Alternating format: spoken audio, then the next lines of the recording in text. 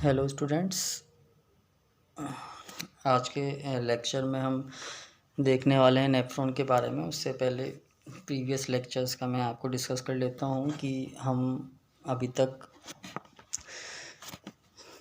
3 system पढ़ चुके हैं। ये 4th सिस्टम हमारा कंटिन्यू है यहाँ पर। और 3 सिस्टम में डाइजेस्टिव सिस्टम हम देख चुके हैं, रेस्पिरेटरी सिस्टम देख चुके हैं और सर्कुलेटरी सिस्टम। इन सभी के मेन पोर्शंस की बात हम कर चुके हैं। एग्ज़ाम के पॉइंट ऑफ व्यू से जो इम्पोर्टेंट होते हैं, अभी कुछ छोटे छोटे पोर्शंस हैं, एक दो तो वो हम देखेंगे जो प्लांट्स में हमने डिस्कस किया नहीं है अभी भी। रेस्पिरेटरी सिस्टम के अंदर और सर्कुलेटरी ट्रांसपोर्टेशन तो प्लांट्स में भी हम डिस्कस करेंगे इसके बाद। लेकिन अभी एनिमल्स में चल रहा है तो कंटिन्यू हम एनिमल्स में ही कर रहे हैं इन सिस्टम्स को। और आपका टेस्ट हुआ था इस वीकेंड पर। आई होप आपका सभी का अच्छा गया होगा।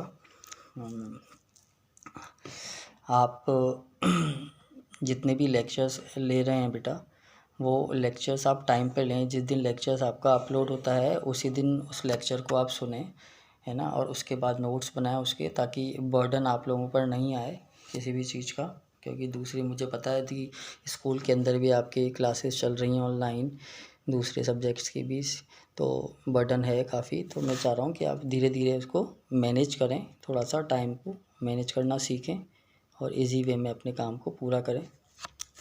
तो यहाँ पर हम एक्सक्रीटरी सिस्टम जो 4th सिस्टम हमारा चल रहा था, उसमें हम सिस्टम की बात कर चुके थे प्रीवियस लेक्चर में। 4 पार्ट्स हमने वहाँ पर देखे थे।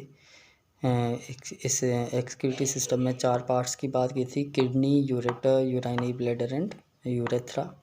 उनमें से जो मेन फंक्शनल यूनिट थी आपकी, जो फंक्शन करने वाली जो थी, वो किडनी थी। तो यहाँ मैं किडनी से जो किडनी में जो वर्क करते हैं उनकी बात करेंगे अपन। जो एक्सक्रीटरी यूनिट होती है स्मॉलेस्ट, नेफ्रॉन, कहाँ होती है, तो इसलिए मैंने यहाँ आपको 2 स्ट्रक्चर्स दिए हैं। नेफ्रॉन का स्ट्रक्चर भी यहाँ पर और किडनी का भी एक मैंने स्ट्रक्चर दिया है, छोटा सा समझाने के पॉइंट ऑफ व्यू से आपको। तो यहाँ हम देखेंगे उसको। स्ट्रक्चर इसकी वेरी इंपॉर्टेंट है, समझ आपको बहुत अच्छी तरह समझना है एक एक चीज़ को। तो यहाँ हम किडनी की बात कर रहे हैं कि ये आपकी किडनी है। और इस किडनी में ये जो पोर्शन आपका, जहाँ पर ये थोड़ा सा होलो है, अंदर दबा हुआ जो पोर्शन है, इसे हम बोलते हैं हाइलस। इस पोर्शन को हाइलम या हाइलस अपन बोलते हैं, हाइलम भी आप बोल सकते हैं।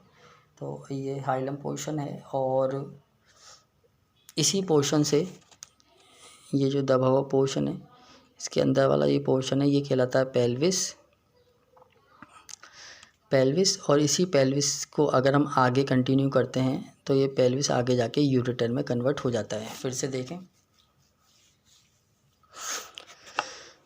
ये जो दबा हुआ पोर्शन है कहलाता है हाइलम, और हाइलम से ये पेल्विस जो पोर्शन है ये निकलता है यहाँ पर पेल्विस। ये पेल्विस है और ये पेल्विस आगे जाके कन्वर्ट हो जाता है ये यूरेटर में। आपने देखा किडनी से जो यूरेटर निकल रहे थे, किडनी है हमारी बीन शेप्ड, और ये यूरेटर यहाँ पर।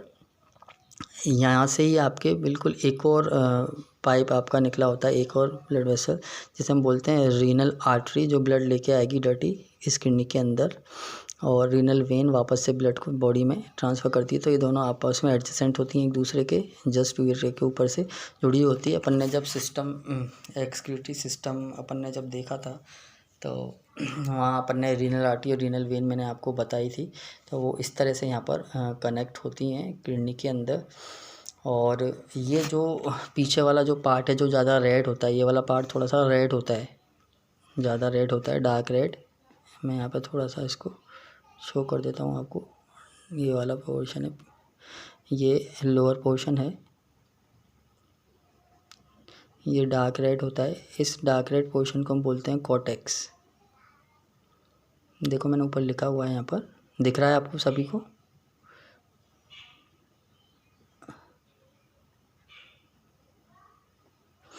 ये देखिए, ये जो डार्क रेड वाला पोर्शन है, मैंने थोड़ा सा यहाँ पर कवर किया है इसको, कॉर्टेक्स। और ये जो आगे वाला जो रीजन होता है पूरा खाली, ये थोड़ा सा पेल रेड होता है एक तरह से, इसको बोलते हैं मेड्यूला। तो 2 पोर्शन हैं, कॉर्टेक्स एंड मेड्यूला। जो बैक पोर्शन है जो ज़्यादा रेड होता है उसे हम कॉर्टेक्स बोलते हैं, जो आगे वाला पोर्शन है वो मेड्यूला होता है। इसी के अंदर ये कुछ कोन शेप्ड स्ट्रक्चर्स आपको दिख रही हैं यहाँ पर, ये मैंने बनाई हुई हैं। ये कोन शेप्ड स्ट्रक्चर्स होती हैं इस तरह से यहाँ पर, और इन्हें बोलते हैं पिरामिडाइज। और इसी पिरामिडाइज के अंदर आपकी ये स्मॉलेस्ट यूनिट जो होती हैं छोटी छोटी, ये है नेफ्रॉन्स, जो फिल्टर करने का काम करेंगी डर्टी ब्लड को। तो ये आपको सिर्फ इतना बताने के लिए कि नेफ्रॉन कहाँ होती हैं, इसलिए मैंने ये डायग्राम ड्रॉ किया है। इससे आपको थोड़ी सी स्ट्रक्चर भी पता लगी होगी किडनी की इंटरनल की, किस तरह से टीएस सेक्शन जब इसका लेते हैं लॉन्गिट्यूडनल सेक्शन, तो आपको इस तरह से ये किडनी की स्ट्रक्चर दिखाई देती है, इंटरनल क्या क्या चीज़ें हैं और नेफ्रॉन कहाँ सिचुएटेड है। तो जो जिस चीज़ पर आज हमें बात करनी है वो है मेन नेफ्रॉन। तो कैसे फ़िल्टर करता है, क्या वर्क है नेफ्रॉन का, मेन फंक्शन क्या है। सभी को पता है कि नेफ्रॉन का मेन फंक्शन यूरिन फॉर्मेशन का यहाँ पर होता है। तो यूरिन फॉर्मेशन का काम करती है किडनी आपकी बॉडी के अंदर। तो कैसे है तो उसको हम आज ध्यान से देखेंगे। मैं इस एक नेफ्रॉन, ये जो आपको एक नेफ्रॉन दिख रहा है, इसको मैंने यहाँ से अलग से बनाया है। ये देखिए एक नेफ्रॉन की स्ट्रक्चर मैंने साइड में बनाई है। अगर माइक्रोस्कोपिक स्ट्रक्चर होती है तो माइक्रोस्कोप से देखकर ये स्ट्रक्चर ऐसी दिखती है, और इस स्ट्रक्चर में क्या दिख रहा है आपको वो हम यहाँ बात करते हैं। नेफ्रॉन के को मैं जनरली दो पार्ट्स में यहाँ पर ब्रेक करता हूँ। दो पार्ट्स के अंदर की जो आगे वाला ये जो पार्ट है, ये वाला जो पोर्शन है ये रीनल कार्पसेल्स होता है, और जो पीछे वाला जो पूरा पोर्शन है ये रीनल ट्यूब्यूल। तो दो पोर्शंस के अंदर यहाँ पर हम इसकी बात करेंगे। और उसके अलावा देखो कुछ स्ट्रक्चर्स में यहाँ मैं आपको बता देता हूँ कि ये जो ऊपर वाला पोर्शन है यहाँ पर ग्लोमेरुलस है। यहाँ पर ये ग्लोमेरुलस जो है ये कैपिलरीज़ हैं, ब्लड कैपिलरीज़, बहुत फाइन ब्लड कैपिलरी का नेटवर्क होता है। और ये जो कप शेप्ड स्ट्रक्चर आपको जिसके अंदर ये ब्लड कैपिलरीज़ आपको दिख रही हैं यहाँ पर, ये कप शेप्ड स्ट्रक्चर, ये बॉमन कैप्सूल है। ये एक साइंटिस्ट थे, उन्होंने अपने नाम पर इसको रखा है, cup shaped structure Bowman capsule. उसके बाद ये वाली जो स्ट्रक्चर है ये यहाँ पर ये ट्यूब्यूल है पूरी पीछे तक, और लास्ट में ये यूरिन कलेक्टिंग डक्ट जो आपको दिख रही है। तो कैसे कैसे यहाँ पर फंक्शन होगा, इसकी स्ट्रक्चर में कितने पार्ट्स में डिवाइड है, तो वो भी हम साथ के साथ देखते जाते हैं।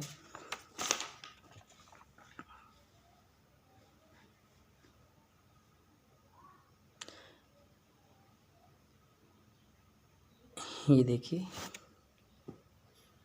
यहाँ पर नेफ्रॉन को मैंने दो पोर्शंस में डिवाइड किया है, रीनल कार्पसेल और रीनल ट्यूब्यूल। तो रीनल कार्पसेल के अंदर ये अपने पास दो चीज़ें आ रही हैं, ग्लोमेरुलस और ये बॉमन कैप्सूल। देखिए मैंने यहाँ दिया हुआ है आपको, ग्लोमेरुलस और बॉमन कैप्सूल दिख रहा है आपको, दोनों स्ट्रक्चर्स। और ये यहाँ पर रीनल ट्यूब्यूल जो बाकी का जो पोर्शन है यहाँ तक का, वो रीनल ट्यूब्यूल में मैंने डिवाइड किया है। तो तीन पार्ट्स होते हैं इस ट्यूब्यूल के। जो पहला वाला जो पार्ट है वो यहाँ से लेके और यहाँ तक का जो पार्ट कहलाता है वो कहलाता है प्रॉक्सिमल ट्यूब कलेक्टिंग ट्यूब। और क्योंकि ये कलेक्ट करती है फिल्ट्रेट को, आपके यहाँ पर जो फिल्ट्रेट आने वाला है फ़िल्टर होके, तो वहाँ कलेक्ट करेगी। अपन देखेंगे थोड़ी इसकी फंक्शनिंग अभी। और दूसरा जो है ये जो आपको लूप दिख रहा है यहाँ पर, ये इस तरह से, ये कहलाता है लूप ऑफ हेनले। तीसरा जो है वो है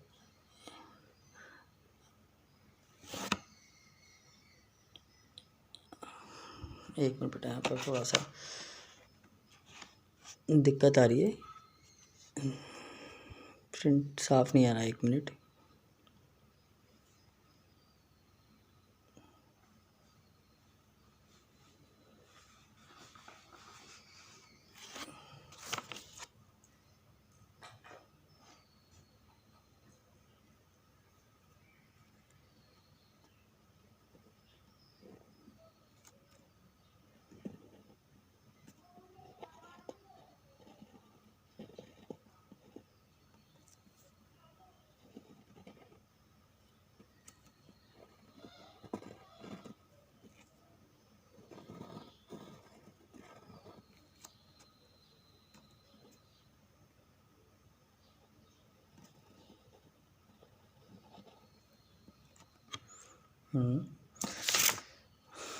एक बार फिर से देखेंगे। सॉरी बेटा, एक चीज़ इस डायग्राम में भूल गया था मैं। ये देखिए यहाँ पर ट्यूब्यूल के हमने पार्ट्स किए थे 3, प्रॉक्सिमल ट्यूब यहाँ से लेके यहाँ तक, उसके बाद लूप ऑफ हेनले, ये पूरा लूप ऑफ हेनले, और ये यहाँ से लेके यहाँ तक का जो है ये कहलाता है डिस्टल ट्यूब। तो इस तरह से 3 पोर्शन में मैंने इस रीनल ट्यूब्यूल को डिवाइड किया हुआ है। और यहाँ पर यूरिन फॉर्मेशन का जो मेन फंक्शन है इस नेफ्रॉन का, तो वो 3 पार्ट्स में यहाँ पर डिवाइडेड है। देखते हैं 3 पार्ट्स में कौन से 3 पार्ट्स हैं। यहाँ पर यूरिन फॉर्मेशन के 3 पार्ट्स हैं।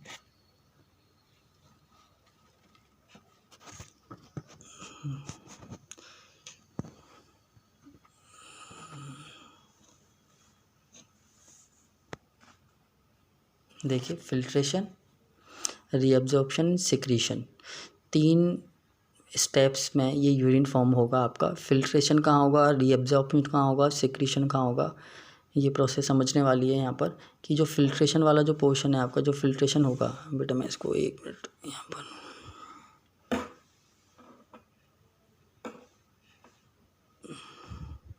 स्ट्रक्चर के साथ डिस्कस करेंगे इसको।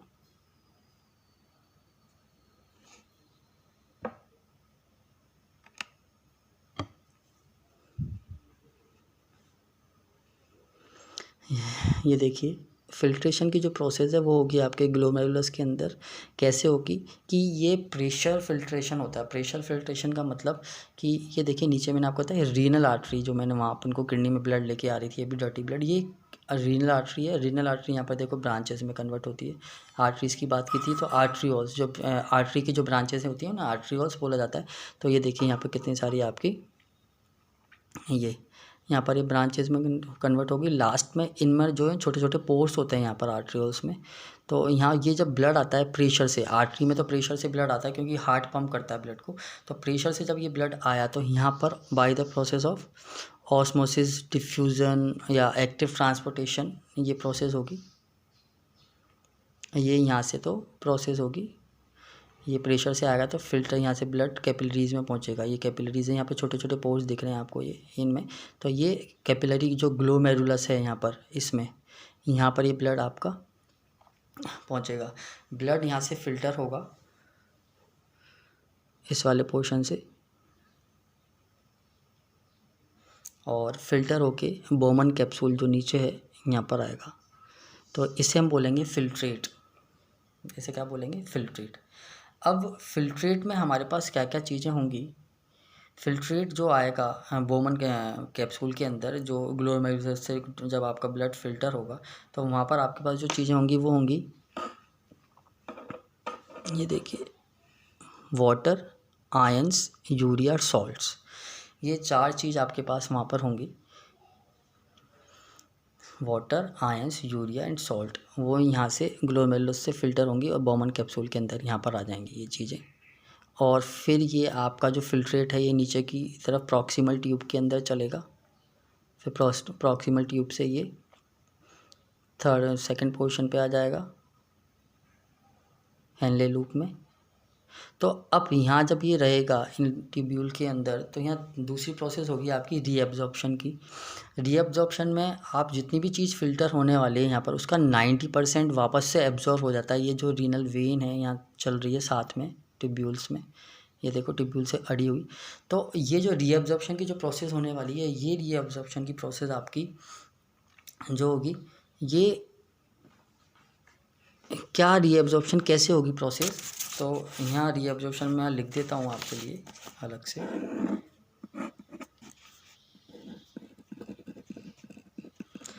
ऑस्मोसिस एक प्रोसेस है, डिफ्यूज़न, एक्टिव ट्रांसपोर्टेशन, इन चीज़ों से रीअब्जॉर्प्शन होगा। लेकिन जो बेटा रीअब्जॉर्प्शन होगा आपके यहाँ पर मैंने लिख दिया है, रीअब्जॉर्प्शन में ऑस्मोसिस, डिफ्यूज़न, एक्टिव ट्रांसपोर्टेशन, किन किन चीज़ों का, कि वाटर जो है, वाटर का तो आपके ऑस्मोसिस होगा, ऑस्मोसिस के थ्रू वाटर वापस से रीअब्जॉर्ब होगा रीनल वेन में, है ना। और डिफ्यूज़न से आयंस जो हैं वो वापस से आपके डिफ्यूज़न की प्रोसेस से वापस जाएंगे। और एक मिनट,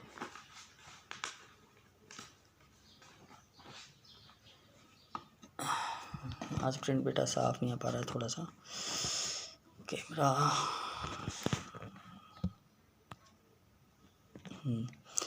और रीअब्जॉर्प्शन की प्रोसेस, एक्टिव ट्रांसपोर्टेशन जो होगा वो होगा यूरिया एंड सॉल्ट्स का। मैं फिर से बता रहा हूँ बेटा आपको, फिल्ट्रेशन में जो फिल्ट्रेट आपका बोमन कैप्सूल के अंदर आया है उसके अंदर water, ion, urea and salts आ चुके हैं, ठीक है। और अब उनका रीअब्जॉर्प्शन होगा उस ट्यूब्यूल के अंदर। जब रीनल ट्यूब्यूल में वो रहेगा तो रीनल ट्यूब्यूल में वो रीअब्जॉर्प्शन की प्रोसेस में कौन कौन सी प्रोसेस होंगी, ऑस्मोसिस, डिफ्यूज़न, एक्टिव ट्रांसपोर्टेशन। तो किन किन चीज़ों का होगा, मैंने बोला वाटर से ऑस्मोसिस के थ्रू वापस से रीअब्जॉर्ब होगा, आयंस डिफ्यूज़न की प्रोसेस से, और urea and salts active transportation की प्रोसेस से वापस से ट्यूब्यूल में आज आपके रीनल वेन्स के अंदर रीअब्जॉर्ब हो जाएंगे ब्लड के अंदर और वापस बॉडी में पहुंच जाएंगे। जो 10% जो बचने वाला है आपके, वो 10% का सिक्रीशन होगा आपका in the form of urine. ये है आपके जो यूरिन कलेक्टिंग ट्रैक्ट दिख रही है आपको यहाँ पर, ये जो सिक्रीशन हो गया आपका, तो सिक्रीशन वाली प्रोसेस यहाँ होगी, ये थर्ड वाली यूरिन। तो यहाँ से आपका ये यूरिन सिक्रीट हो जाएगा वापस से। आपको पता होना चाहिए कि आपकी जो ब्लड की पीएच होती है वो 7 से 8 के बीच में होती है ब्लड की जो पीएच है, और यूरिन जो है उसलिए सिक्रीशन जो की प्रोसेस होगी आपके, उसमें जो पीएच है वो एक कंट्रोल होना चाहिए, कंट्रोल रहना चाहिए आपका पीएच, नहीं तो आपको प्रॉब्लम हो सकती है। तो यहाँ पर 3 प्रोसेस हमने देखी, फिल्ट्रेशन, रीअब्जॉर्प्शन और सिक्रीशन। तो फिल्ट्रेशन कैसे कहाँ से हुआ, वो ग्लोमेरुलस से बोमन कैप्सूल में फिल्ट्रेट आया, यहाँ से फ़िल्टर हुआ, फ़िल्टर होने के बाद इस रीनल ट्यूब्यूल के अंदर रीअब्जॉर्प्शन की प्रोसेस हुई, जो मैंने आपको बताया 3 प्रोसेस के थ्रू वापस से रीनल वेन में रीअब्जॉर्ब हुआ और वापस बॉडी में चला गया। और जो बचा हुआ 10% है जो यूरिन की फॉर्म में, वो वापस सिक्रीशंस हो गया उसका यूरिन कलेक्टिंग डक्ट से। तो इस तरह से इस प्रोसेस में आपके ये नेफ्रॉन इस तरह से वर्क करता है बेटा। ये स्टेप्स आपको लिखनी है, लर्न करनी है। इसका जो मैटर है लिखा हुआ वो आपको मिल जाएगा, तो इतना आप लर्न करें, इसको खुद भी बना सकते हैं आप इस मैटर को। मैंने आपको समझा दिया है ढंग से। और अभी जो आज के जो लेक्चर के नेक्स्ट पार्ट में हम थोड़ा सा डिस्कस करने वाले हैं, कुछ रिकैप करने वाले हैं सिस्टम्स को छोटा छोटा सा, तो वो देखेंगे। और इस तरह ये चैप्टर आपका एक तरह से ऑलमोस्ट क्लोज हो चुका है मेन पोर्शंस के साथ। थैंक यू बेटा, थैंक यू वेरी मच।